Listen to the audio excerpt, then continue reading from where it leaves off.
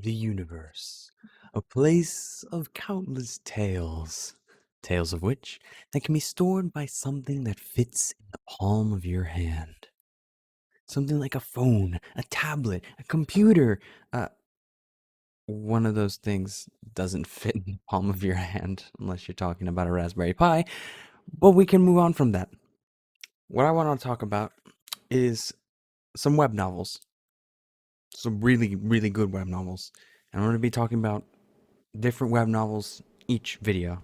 So this video is going to be dedicated to a web novel called World's Apocalypse Online. I'll read you the description right off novel updates and then add a couple things after that and then hopefully get you really interested in it. So here's the description. The end of all worlds approach.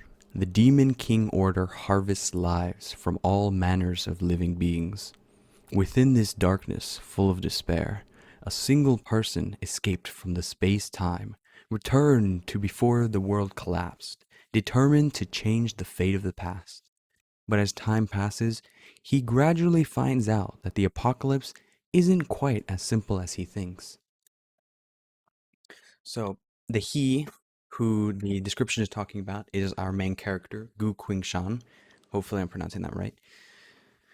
He's a sword saint, a guild leader, and the general who led humanity during their struggle against the demons in the past, quote, future, before he traveled back in time. And, just to give him like a general description, he is an orphan who worked his way up from the slums. And, he's very hardworking, he's very smart, etc. The story opens up to him waking up in a pile of dead bodies with only a saber in his hand. And at first, he is not really confused, but he's more like, oh, I'm here. I got stuff to do. There should be a quest that I gotta get done. So, he just casually kills a demon like it's nobody's business. And he's like, what? Where's the quest? Hello? And, so then he finally realizes that he has traveled back in space time, in which case he demonstrates his incredible self discipline by literally only allowing himself 3 sentences worth of fantasy. Like, you would expect him to, like, be wrapped up in this delusion that I can save the universe, my world, my people, my friends, and etc., whatever. But he's literally like, okay, I don't care about that. I have to survive right now. I'm in danger. And he literally just totally shoves that to the wayside, which is incredible. I absolutely love that scene. He's also like really smart and cunning for all of you who really enjoy that. And he's very open minded. For example, he allies himself later on in the novel with other races and etc. that other people find scary because they think they'll eat their souls for dinner and etc. So if you really like the main character and characters in the novel interacting with other races, that is totally there for you, and I also very enjoyed that as well. Other than the general description of our main character, which is very much established in the first 5 chapters, there are a couple things to look forward to if that already didn't pique your interest. So, for the characters in the novel, they're all very well written and they're all given a lot of love and care. The male characters and the female characters alike. For those of you who like brotherhood, like type relationships between the main character and his friends, that's totally there. I totally understand that. That was something that always made me smile while I read the novel. And for those of you who like the romance aspect of it with the female characters, and even if it's not particularly romance, because there are females that aren't like totally romantically interested in him, they are all like the ones that are relevant at least are like written with such care, then they're very varied and different from each other. So for those of you who enjoy female characters, that's there for you.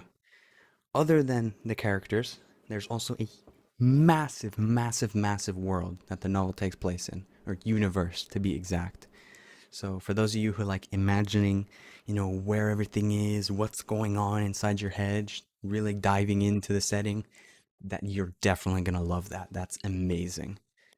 And last but not least, we have some time-related shenanigans like you heard in the description and earlier. For those of you who like time loops, time warps, time, etc., you've got that. So I just want to take a quick second to talk about the manhwa, which I have most likely been showing you visually. In the web novel, which is what I'm talking about, it starts off and continues differently from the manhwa. So I'm recommending the web novel because I have not read the manhwa, and I highly, highly, highly recommend the web novel. I read like the first 2 to 3 chapters on the manhwa, and maybe it's just because I read the web novel first, but I'm very privy to criticism for the manhwa.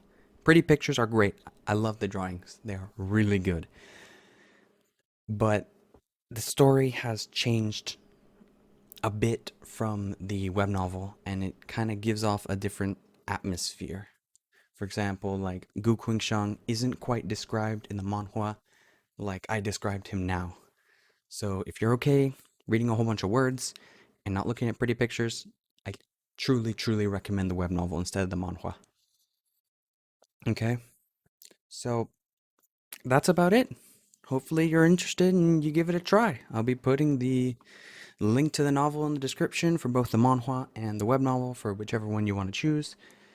And I hope you enjoyed. I'm going to be posting videos like this hopefully soon. I don't know, I procrastinate a lot, but hopefully not that much. There's going to be different novels per video, and this is just one of the ones I want to talk about. I have a whole list of other ones that I found really, really enjoyable that I want to talk about. And if you have any novels to recommend to me, I am very, very interested to seeing those recommendations in the comments. So I would love to see them there. Thank you very much, and I'll see you next time.